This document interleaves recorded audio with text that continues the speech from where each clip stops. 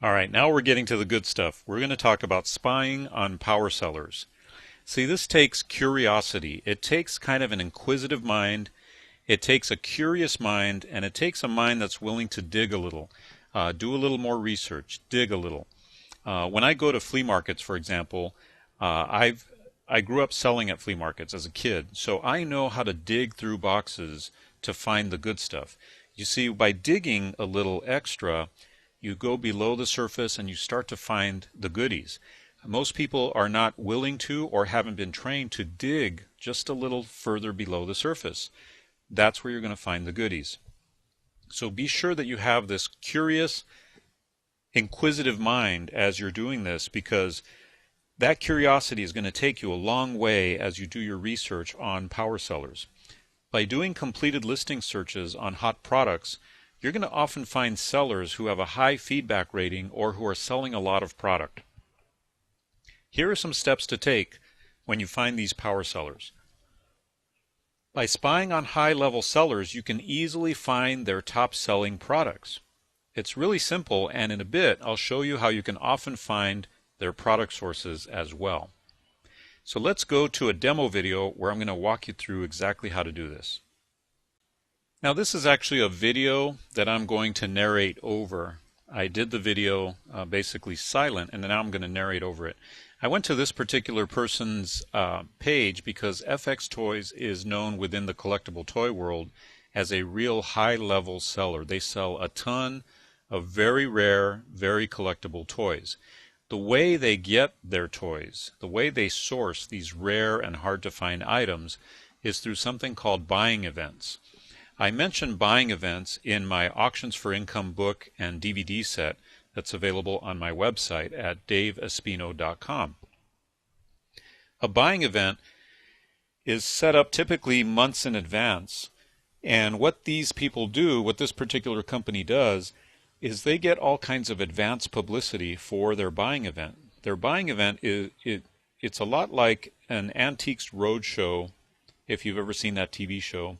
It's a lot like an Antiques Roadshow type of setup, where people bring in their collectible toys, and these people evaluate the toys and determine how much they're willing to pay for the toys. If they make a deal, they issue a check right there on the spot for the toys. And so what these people do is they basically go from town to town to town. They get all kinds of advanced publicity on the radio, on newspaper ads and things like that, and they have people bringing their collectible toys to them at these events. These events are typically held at hotels and in hotel ballrooms and things like that. I've actually held a buying event once, and it was a very interesting opportunity. You have to have a lot of money on hand. You have to be ready to be able to buy just about any type of collection. So it's a very interesting setup, and these people buy tons and tons and tons of rare toys in this way.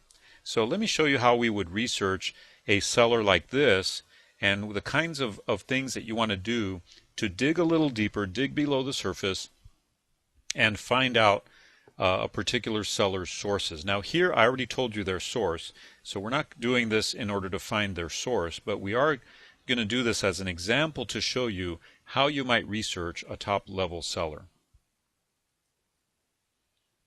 So what you do here, you see that this person has a very high feedback rating. Click on See Other Items. That's going to take you to all their items on eBay. Now what you want to do is scroll over to the left and scroll down and click on Completed Listings. When you click on Completed Listings, it's going to show you all the listings that this seller has had, I believe, over the last 14 or 15 days. Then you want to sort by highest price first, as we see here. And notice the highest prices on some of these items, $7,600, $6,600 for an original poster, Disneyland poster. And as we scroll down, you get to see the amazing variety and, especially in this case, the high dollar values of some of these collectible toys. By doing this, you can see exactly what they're selling, and you can also see often the items that they've sold the most of, if they're selling a lot of a particular item. Once you find out that they're selling a lot of one particular item, you can then dig a little deeper and start to see what type of item it is, how often they're selling it, how many times they're selling it, how many of those they sell a month. And at that point, you may then want to put on your detective hat and do some of the techniques I'm going to show you a little later in this course to find that person's source of the product. Okay, it's going to get very exciting. Now, the reason I paused the video here is as I was doing this video, I noticed this car. It's a pretty rare vintage Hot Wheels car called a heavy Chevy. It's technically a Camaro, and it's in lime green.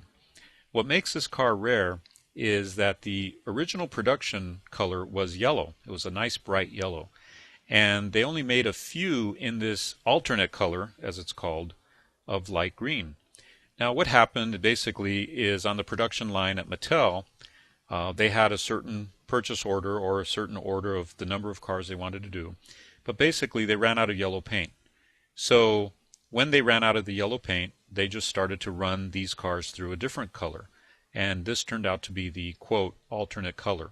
Well, what that does is it makes these lime green ones very rare because they made less of them in this color. So notice that this particular vintage Hot Wheels car, again, this is my business, right, on eBay. This one sold for $930.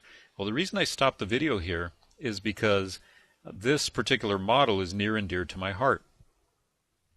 When I first discovered eBay, I got so excited about it, but we didn't have a top-of-the-line computer. We just had just a very basic computer, and the computer was not even connected to the internet back then. We're talking 1998.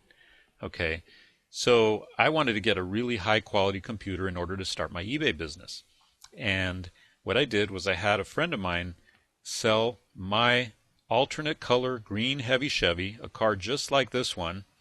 He sold it for me on eBay, and we ended up getting $847 for that car.